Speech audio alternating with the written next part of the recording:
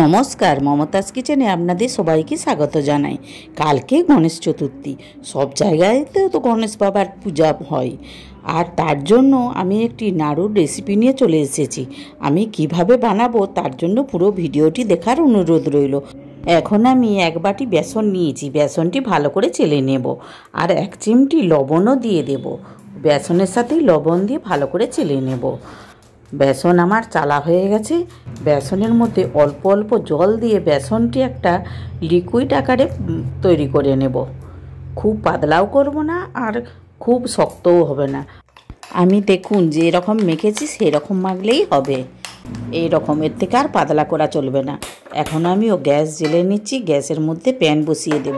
এখন তেল গরম হয়ে গেছে, তেলটি প্যানের মধ্যে চারদিকে ছড়িয়ে নেব আর বেসনটি বড়া আকারে সবগুলি ভেজে নেব। দেখুন এইভাবে, খুব বেশি তেল দেওয়ার দরকার নেই। আমি যতটা তেল দিয়েছি এইভাবে ভাজলেই হবে। এইভাবে সব বড়াগুলি আমি অল্প অল্প লাল করে ভেজে নেব। এই যে এক পিঠ আমার লাল করে ভাজা হয়ে গেছে, আর এক পিঠ এইভাবে ভেজে নিলেই হয়ে যাবে। আর এখন মিক্সিতে পেস্ট করব, তো আর তার জন্য ছোট ছোট টুকরো করে কেটে নিচ্ছি। ততক্ষণ বড়াগুলি ঠান্ডা হোক। এখন আমি রসের জন্য কড়াই বসিয়ে দিয়েছি। কড়াইয়ে হাফ বাটি চিনি দিয়ে দেব আর হাফ বাটি জল দেব। আর নাড়ুগুলি সেন্টের জন্য অল্প এলাচ গুঁড়ি দিয়ে দেব।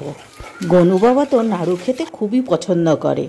আর এই নাড়ু বানাতে এত কম সময়ে আর কম খরচায় হয়ে যায়, তাই একবার হলেও আমার মতো করে বাড়িতে বানাবেন। না, গণেশ বাবা এই নাড়ু খেয়ে খুবই প্রসন্ন হয়ে যাবে।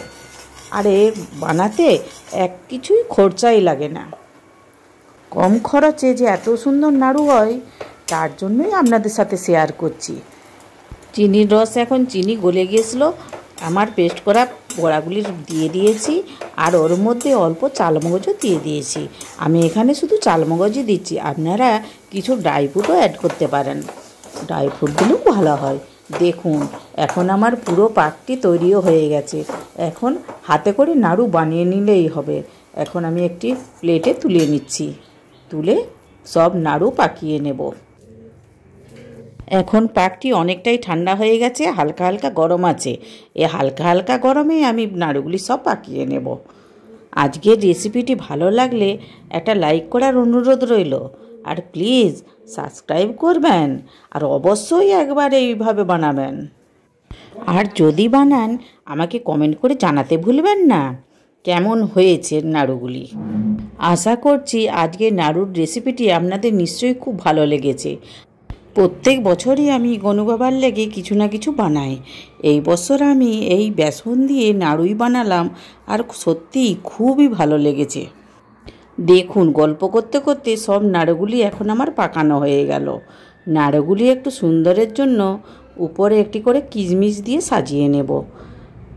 আপনারা নাও দিতে পারেন, নাড়ুগুলো শুধুই কিন্তু দেখতে খুব সুন্দর লাগছে।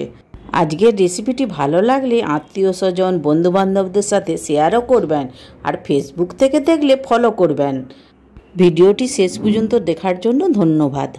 এখনও যারা আমার চ্যানেলটিকে সাবস্ক্রাইব করেননি, প্লিজ প্লিজ তাড়াতাড়ি সাবস্ক্রাইব করে ফেলুন, তবেই তো নতুন নতুন রেসিপি আপনাদের কাছে পৌঁছে যাবে। আপনারা ভালো থাকবেন, ধন্যবাদ।